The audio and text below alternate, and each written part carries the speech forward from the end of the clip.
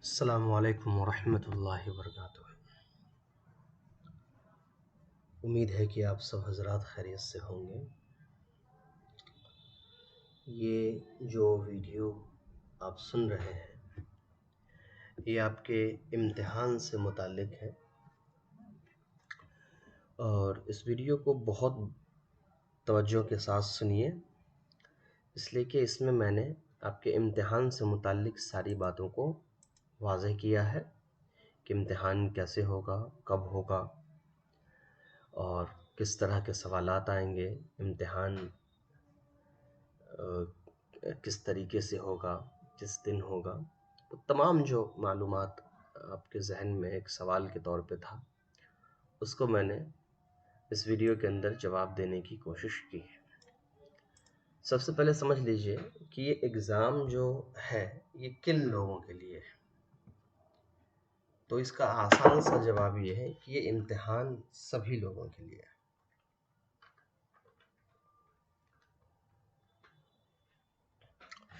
सब लोगों से मुराद वो लोग हैं जिनकी कम से कम पहले सेमेस्टर की तालीम शुरू हो चुकी है और कम से कम 1 या 2 किताब उन्होंने मुकम्मल कर ली है। मैं बता देता हूँ पहले कौन कौन सी किताबों का इम्तिहान है, ताकि आप अंदाज़ा लगा लें कि आपने ये किताबें पढ़ी हैं या नहीं पढ़ी हैं।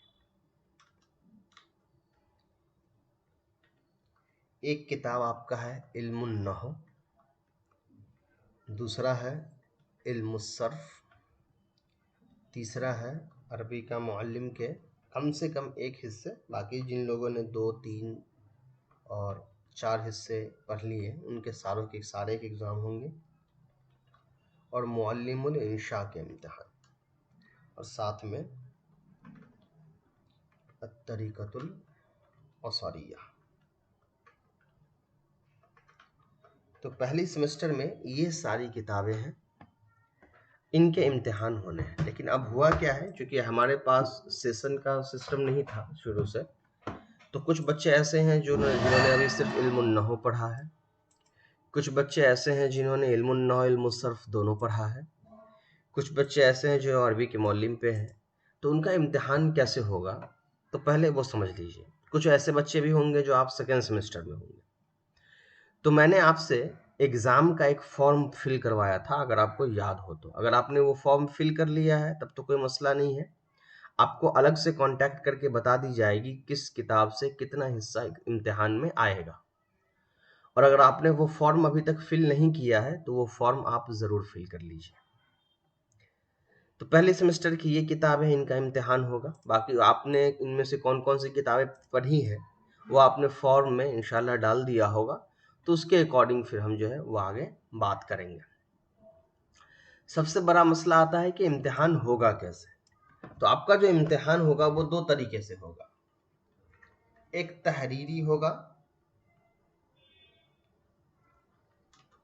और दूसरा तकरीरी होगा। यानी कि आप इस तरह ले लीजिए कि एक एग्ज़ाम आपका रिटन होगा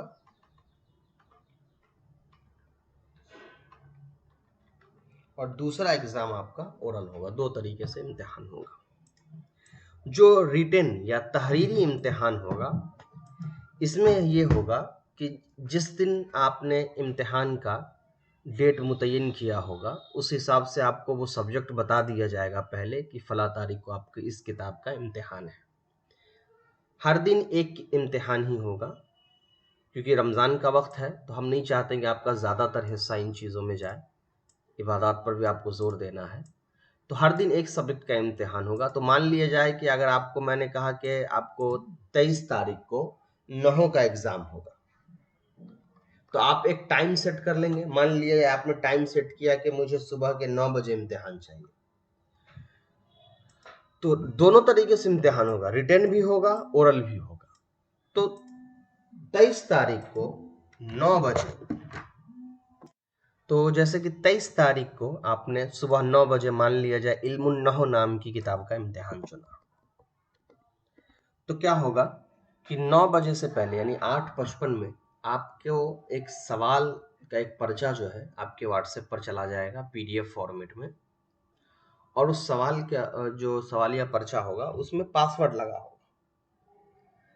जब आप इम्तिहान देने के लिए तैयार हो जाएंगे तो वो पासवर्ड आप मुझसे मांग लेंगे, वो पासवर्ड आपको दे दी जाएगी। जिस वक्त से पासवर्ड आपको दिया जाएगा उस पर्चे को खोलने के लिए, उस वक्त से आपका 3 घंटा जो है वो तय हो जाएगा। मान लीजिए कि मैंने आपको 9 बजे पर्चा भेज दिया, लेकिन आपको टाइम मिला मान लिया जाए 10 बजे 11 बजे, और अब आप चाह रहे हैं कि 11 या 12 बजे या 1 बजे आप इम्तिहान के लिए तैयार हैं। तो जिस वक्त आप इम्तिहान के लिए तैयार हैं, आप उस्ताद को मैसेज करेंगे और कहेंगे कि मुझे आप क्वेश्चन का पासवर्ड दे दीजिए। वो आपको मान लीजिए कि आपने 1:30 बजे मैसेज किया कि क्वेश्चन का पासवर्ड दे दीजिए, और 1:30 बजे आपको क्वेश्चन का जो है वो पासवर्ड मिल गया, तो वो पर्चा आपके सामने खुल गया। अब 1:30 बजे से आपका 3 घंटा जो है वो तय हो जाएगा। तो 1:30 बजे से आपका 3 घंटा जो है वो 4-4:30 बजे के लिए हो जाएगा। 4:30 बजे आपका एग्जाम खत्म हो जाएगा। तो अब आपको, चलिए कहाँ था मैं, बीच में थोड़ा सा बंद हो गया था। तो 3 घंटे का इम्तिहान होगा, पासवर्ड देने के बाद आपका 3 घंटा तय होगा। तो मान लिया 1:30 बजे मैंने आपको पासवर्ड दिया, तो आपके पास 4 बजे 4:30 बजे का जो वक्त होता है, उसके बीच में ही आपको क्वेश्चन पेपर सबमिट करना है, सॉरी आंसर शीट जो है, जो जवाबी पर्चा है, वो आपको सबमिट कर देना है। उसके बाद अगर आप वक्त लगाएंगे, यानी कि 4:30 बजे के बाद अगर आप कोई पर्चा देंगे, तो हम उसको एक्सेप्ट नहीं करेंगे और आपको ये माना जाएगा कि आपने इम्तिहान नहीं दिया है। तो ये आपके लिए बहुत ज़रूरी है कि 3 घंटा के अंदर ही आपको जवाबी पर्चा स्कैन करके PDF में दे देना है। यानी आप पहले क्वेश्चन का आंसर कॉपी में लिख लीजिएगा, उसको स्कैन कर लीजिएगा। मोबाइल में बहुत सारे एप्लीकेशन आते हैं जो फोटोज़ को PDF में कन्वर्ट करता है। जिनको आता है अच्छी बात है, जिनको नहीं आता है वो पूछ ले, मैं बता दूंगा। PDF में आप कर लेंगे और वो अपने टाइम के अंदर वो पर्चा आप मेरे पास भेज देंगे। ये तो हो गया।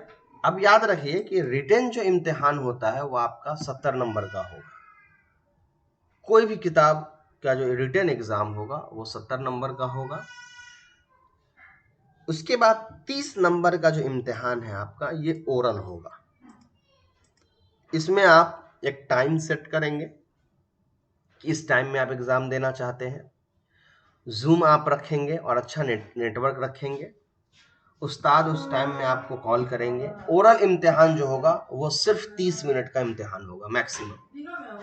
30 मिनट के बाद 30 मिनट का आपका ओरल इम्तिहान होगा, और इस 30 मिनट के अंदर कुछ सवालात आपसे पूछे जाएंगे जूम के जरिए। यानी जूम पर क्या होगा कि सामने उस्ताद होंगे, उनका भी कैमरा ऑन होगा, आप सामने होंगे, आपका भी कैमरा ऑन होगा।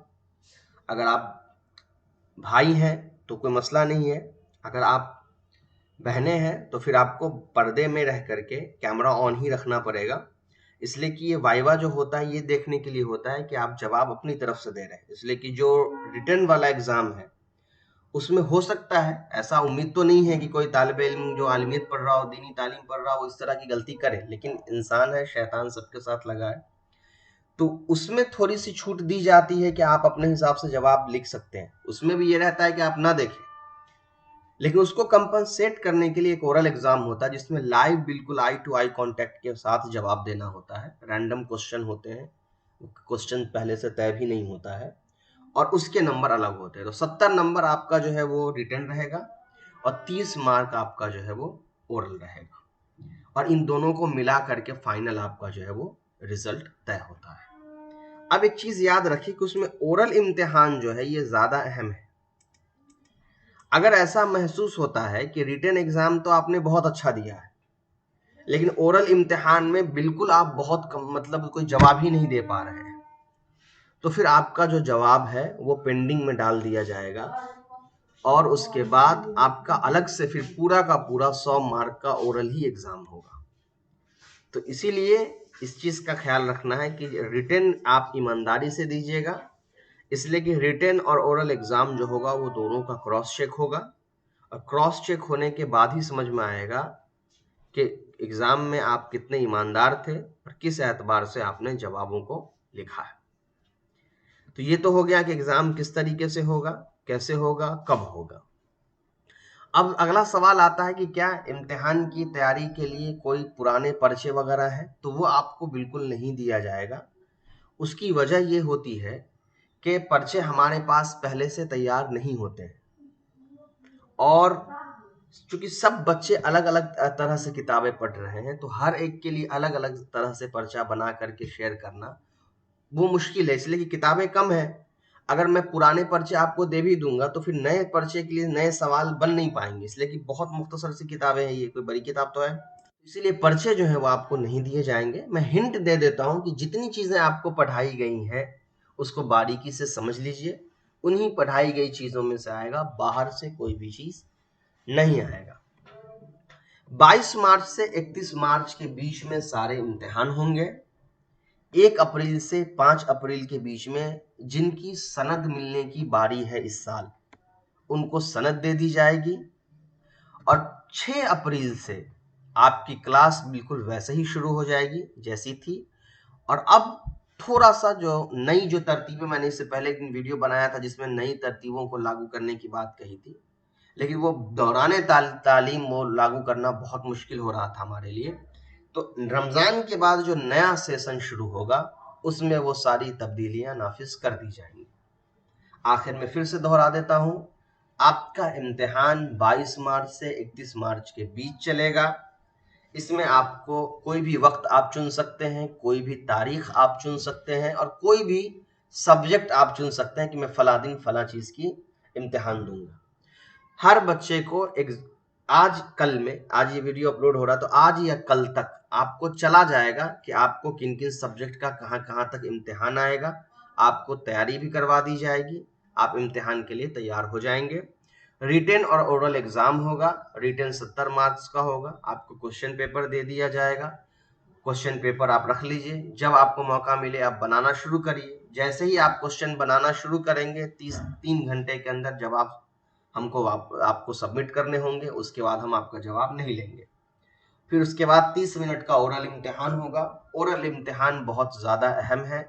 ओरल में अगर कमज़ोरी आई और रिटन में आप अच्छे हैं तो रिटन का एतबार, तहरीरी का एतबार बिल्कुल नहीं किया जाएगा। तो इसीलिए ओरल भी बहुत ज़रूरी है।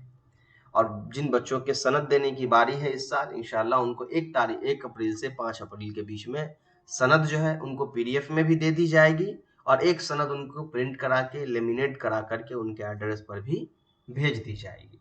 इसके बाद भी कोई सवाल हो तो आप पूछ सकते हैं।